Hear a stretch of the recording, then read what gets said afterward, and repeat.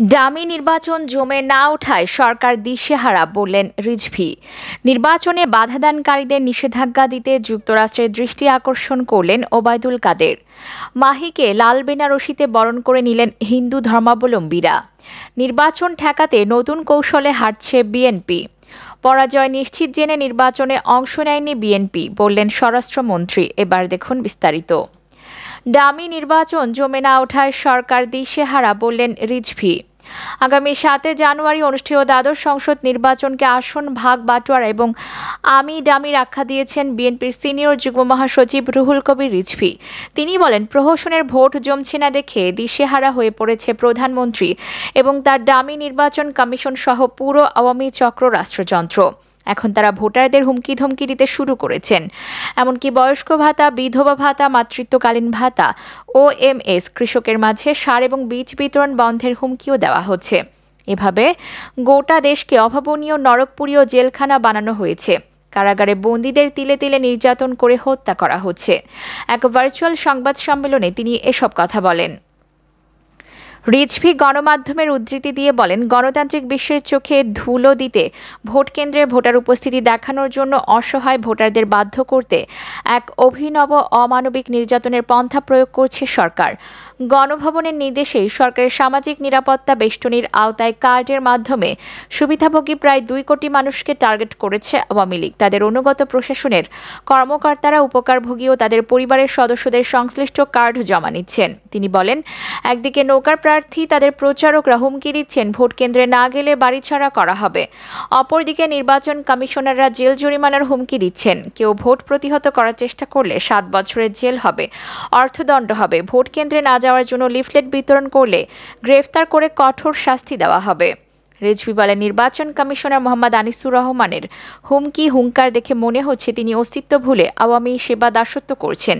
প্রতিদিন গণভবন থেকে আসা ফরমান ঘোষণা করছেন। ১.৫ দশক ধরে জগদ্দল পাথরের মতো বাংলাদেশের ঘাড়ে চেপে বসা দৈত্যের পতন এবং একতরফা নির্বাচনের বিরুদ্ধে আন্দোলনরত ১৮ কোটি জনগণকে আওয়ামী লীগের নেতাকর্মীরা গলির গুন্ডাদের মতো শাসাচ্ছেন।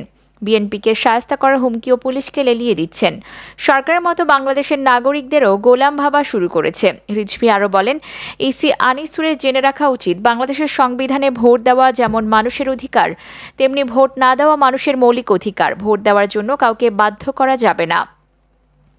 কিন্তু প্রতিটি জনপদে নৌকা এবং ডামিরা ভোট দিতে না গেলে জনগণকে হত্যার হুমকি দিচ্ছে তাদের বিরুদ্ধে নীরবেই আনিসুররা। ৭ জানুয়ারি যারা ভোট কেন্দ্রে যাবে না তাদের গায়েবী নাশকতার মামলার ভয় দেখানো হচ্ছে। অথচ অবৈধ নির্বাচনকে না বলার অধিকার প্রতিটি নাগরিকের সাংবিধানিক অধিকার। আপনি বাধা দেওয়ার কে? ভোট কেন্দ্রে ভোটারদের জোর করে নিয়ে যাওয়া যে অপরাধ তা আপনি জানেন না? অপরদিকে নির্বাচনে বাধাদানকারীদের নিষেধাজ্ঞা দিতে যুক্তরাষ্ট্রের দৃষ্টি আকর্ষণ করলেন ওবায়দুল কাদের। আওয়ামী লীগের সাধারণ সম্পাদক ওবায়দুল কাদের বলেছেন, সংঘাতের আশঙ্কা সবসময় থাকেই, তবে এ বিষয়ে আওয়ামী লীগ সভাপতির জিরো টলারেন্স নীতি অব্যাহত থাকবে। যারাই নির্বাচনের পরিবেশ দূষিত করবে, সংঘাতে জড়াবে, তাদের বিরুদ্ধে আইন প্রয়োগকারী সংস্থা যথাযথ ব্যবস্থা নেবে। নির্বাচনে বাধাদানকারীদের বিরুদ্ধে ভিসা নিষেধাজ্ঞা দিতে যুক্তরাষ্ট্রের প্রতি আহ্বান জানিয়ে ওবায়দুল কাদের বলেন, যারা নির্বাচন অনুষ্ঠানে বিঘ্ন সৃষ্টি করবে তাদের নিষেধাজ্ঞা দেওয়া এবং তাদের বিরুদ্ধে প্রয়োগ করা, এটা তো যুক্তরাষ্ট্রের বহুল প্রচারিত ঘোষণা। এনডিআই সহ যে ৫ মার্কিন প্রতিনিধি এখন বাংলাদেশে আছেন এ বিষয়ে তাদের দৃষ্টি আকর্ষণ করছি। সোমবার দুপুরে রাজধানীর ধানমন্ডিতে আওয়ামী লীগ সভাপতি শেখ হাসিনার রাজনৈতিক কার্যালয়ে আয়োজিত এক সংবাদ সম্মেলনে ওবায়দুল কাদের এসব কথা বলেন। ১৫ বছরে ব্যাংক খাত থেকে ৯২,০০০ কোটি টাকা লোপাট হয়েছে। বেসরকারি গবেষণা প্রতিষ্ঠান সেন্টার ফর পলিসি ডায়ালগের এমন বক্তব্যের পরিপ্রেক্ষিতে আওয়ামী লীগ সাধারণ সম্পাদক বলেন, সিপিডি যেহেতু অনিয়মের অভিযোগ এনেছে, তাদের কি বলতেই হবে সেই টাকাগুলো কোথায় আছে। তারা যদি বিস্তারিত তথ্য দেয় আর আমরা সেই টাকা দেশে ফিরিয়ে আনব। এক প্রশ্নের জবাবে ওবায়দুল কাদের বলেন, নির্বাচনের বিরুদ্ধে বিএনপি লিফলেট বিতরণ করবে কেন, অসহযোগ করবে কেন? আসলে নির্বাচনের বিরুদ্ধে শান্তির প্রোগ্রাম হয় না, শান্তিপূর্ণ নির্বাচনকে বাধাগ্রস্ত করতেই বিএনপির এই প্রোগ্রাম। অপরদিকে মাহিকে লাল বেনারসিতে বরণ করে নিলেন হিন্দু ধর্মাবলম্বীরা। বালিয়াঘাটি কুমারপাড়া গ্রামের হিন্দু ধর্মাবলম্বীরা উলুধ্বনি দিয়ে লাল বেনারসি শাড়িতে জড়িয়ে বরণ করে নিয়েছেন চিত্রনায়িকা মাহিয়া মাহিকে। সঙ্গে মাহির স্বামী রকিব সরকারকে ধুতি জড়িয়ে বরণ করে নেন তারা। এর আগে তাদের গলায় ও হাতে গাঁদা ফুলের মালা পরিয়ে দেওয়া হয়। দুপুরে রাজশাহী গোদাগাড়ী উপজেলার বালিয়াঘাটি কুমারপাড়ায় এমন ঘটনা ঘটেছে। মাহি রাজশাহী ১ আসনে স্বতন্ত্র প্রার্থী হিসেবে নির্বাচন করছেন। নির্বাচনী প্রচারে গিয়ে হিন্দুদের ভালোবাসায় সিক্ত হলেন মাহি ও তার স্বামী রকিব। এ সময় ভোট চাইতে গিয়ে মাহি বলেন, আমি আপনাদের মেয়ে মাহিয়া মাহি, আমাকে আপনার ট্রাক প্রতীকে ভোট দেবেন। আমি সুখে দুঃখে আপনাদের পাশে থাকতে চাই। একই সঙ্গে তিনি তাদের আশীর্বাদ চান। এর আগে সকল গোদাগাড়ী উপজেলার কাকনহাট পৌরসভার সুরসুনিপাড়া প্রভু নিবেদন ধর্মপল্লী গির্জায় খ্রিস্টান ধর্মাবলম্বীদের সঙ্গে বড়দিনের শুভেচ্ছা বিনিময় করেন মাহিয়া মাহি। নেচে গিয়ে তাদের সঙ্গে উৎসবে সামিল হন তিনি। প্রসঙ্গত, রাজশাহী ১ আসনে সর্বোচ্চ ১১ জন প্রার্থী প্রতিদ্বন্দ্বিতা করছেন। প্রার্থীদের জনপ্রিয়তা বিবেচনায় এই আসনের অন্যতম প্রতিদ্বন্দ্বী হয়ে উঠেছেন মাহিয়া মাহি।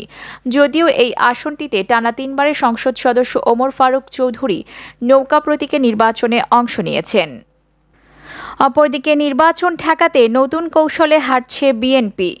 ভোট বর্জনকে গুরুত্ব দিয়ে এগুচ্ছে বিএনপি সহ সমমনা দল ও জামায়াতে ইসলামী।